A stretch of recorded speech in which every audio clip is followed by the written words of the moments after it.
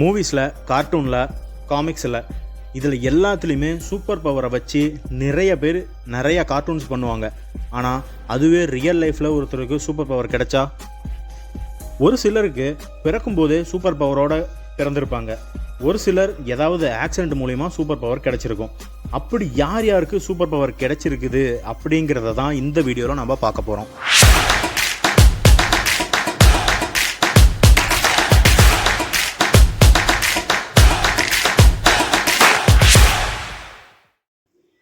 நம்ம லைஃப்பில் நேற்று காலையில் நம்ம என்ன சாப்பிட்டோங்கிறதே நமக்கு தெரியாமல் இருக்கிற சுச்சுவேஷனில் இந்த நபர், அதாவது பாப் பெட்ரிலாங்கிற இவர் தான் அந்த நபர். இவர் லைஃப்பில் நடந்த எல்லா விஷயமும் ஞாபகமே அப்படியே வச்சுருப்பாராங்க. எக்ஸாம்பிளுக்கு சொல்லணுன்னா, அவர் லாஸ்ட் இயர் எக்ஸாம் கொஸ்டின் பேப்பரில் 63வது கொஸ்டின் என்னன்னு கேட்டால் அந்த கொஸ்டினையும் சொல்லுவாராம், அதுக்கு உண்டான ஆன்சரையும் சொல்லுவாராங்க. இதே மாதிரி போன வருஷம் ஏப்ரல் 14ஆம் தேதி என்ன ட்ரெஸ் போட்டிருந்தாரு அப்படின்னு கேட்டதுக்குமே அவர் ஆன்சர் பண்ணுவாராம். அதே மாதிரி அந்த டைமில் அப்போது என்ன வெதர் கண்டிஷன் இருந்திருக்கு அப்படின்னு கேட்டதுக்கும் அவர் ஆன்சரும் பண்ணியிருக்காராம். அது மட்டும் இல்லாமல் ஒவ்வொரு நாள்லேயுமே அவர் என்னென்ன ஆக்டிவிட்டீஸ் பண்ணுறாரு, என்ன ஃபுட்டு சாப்பிட்றாருன்னு எல்லாமே அவர் அப்படியே சொல்லியிருக்காருங்க. அது மட்டும் இல்லாமல் எங்கே எப்போ என்ன நடந்துச்சுன்னு பர்ஃபெக்டாக அவர் சொல்லியிருக்காரு. ஆனால் அவருக்கு இது பெரிய விஷயமா தெரியல. எல்லார் மைண்ட்லேயும் இதே மாதிரி தான் ஞாபகம் இருக்கும் அப்படின்னு தான் அவரோட இயல்பான வாழ்க்கையை வாழ்ந்துக்கிட்டு இருக்காரு. வெளி உலகத்துக்கு தெரியும் போது தான் நிறைய டாக்டர்ஸ் இவரை ரிசர்ச் பண்ணியிருக்காருங்க.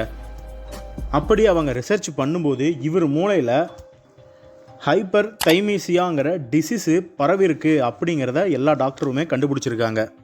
அது மட்டும் இல்லாமல் அந்த டாக்டர்ஸ் எல்லாம் என்ன சொல்லியிருக்காங்கன்னா, இந்த டிசீஸ் உலகத்திலேயே 7 பேருக்கு தான் இருக்குது அப்படின்னு சொல்லியிருக்காங்க. இது ஒரு பெரிய சூப்பர் பவராக நினச்சாலுமே மறதி ஒரு தேசிய வியாதி தாங்க. ஸ்டீவ் லெட்வின் அப்படிங்கிற ஒரு நபர், இவர் சின்ன வயசில் இருந்தே பாம்புகள் மேலே அதிக ஆர்வம் காட்டியிருக்காருங்க.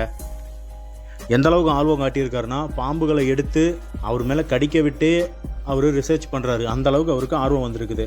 நார்மலாக பாம்பு கடித்தா அதோட விஷம் பிளட்டில் கலந்து பிளட்டு உறைஞ்சி நம்ம இறந்து போயிடுவோம். ஆனால் இவர் பாம்பு கடித்த விஷத்தை எடுத்து அதை ரிசர்ச் பண்ணி அது பிளட்டில் எந்த ஒரு டிசீஸும் பரவாத மாதிரியும் உயிருக்கு எந்த சேதமும் வராத மாதிரியும் ஒரு மெடிசன் இன்ஜெக்ஷன் கண்டுபிடிக்கிறாருங்க.